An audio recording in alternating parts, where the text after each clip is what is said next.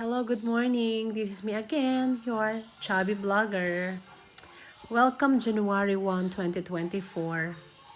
At lumipas nga ang 2023 na so many blessings. Siyempre, dapat nating ipagpasalamat ang lumipas na 2023. Napakaraming pagsubok, napakaraming naranasan ng bawat isa sa atin.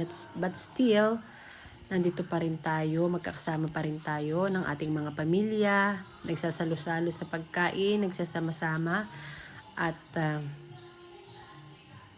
ito, for the food na naman, for the kain na naman ng person.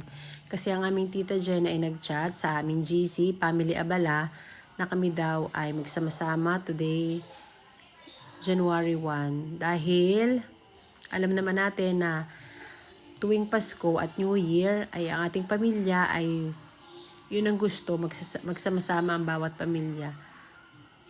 Hindi lamang sa pagkain, kundi every time na ano man yung pagsasalo ng pagkain na nasa harapan natin, ito ay dapat nating ipagpasalamat sa Diyos dahil ito ay blessing na sa atin, blessing niya sa atin.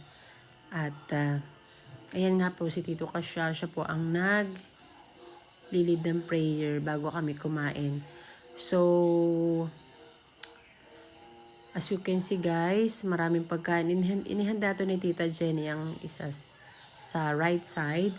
At sabi nga niya ay kami daw ay pumunta rito, magsalo-salo sa pagkain. So, we're so thankful kay Tita Jen, Tita Eva dahil silang dalawa ay lagi na lang kaming pinagluluto at super supportive sa Family Abala. Nandyan ang aming buong pamilya at kami ay dapat ay may kanya-kanyang bitbit pa. So dahil nga hindi na kami nagbitbit, sabi ni tita ay meron daw food na talaga namang pinrepare para sa amin. So hindi nga nagtagal, after praying ay kami ay kumain na, kanya-kanyang kain ng Family Abala. Diba guys, super saya na kahit simpleng pagkain lang, kahit konting pagkain lang, basta't magkakasama ang pamilya at nagkakatipon, super saya sa pakiramdam ng magkakasama ang buong pamilya, walang sakit at payak na pamumuhay lang, okay na.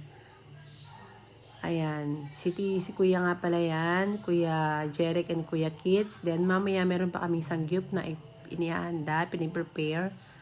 So guys, super daming pagkain. Bumahan na naman ang handa. Yan ang inyong chubby vlogger. This is my mini vlog.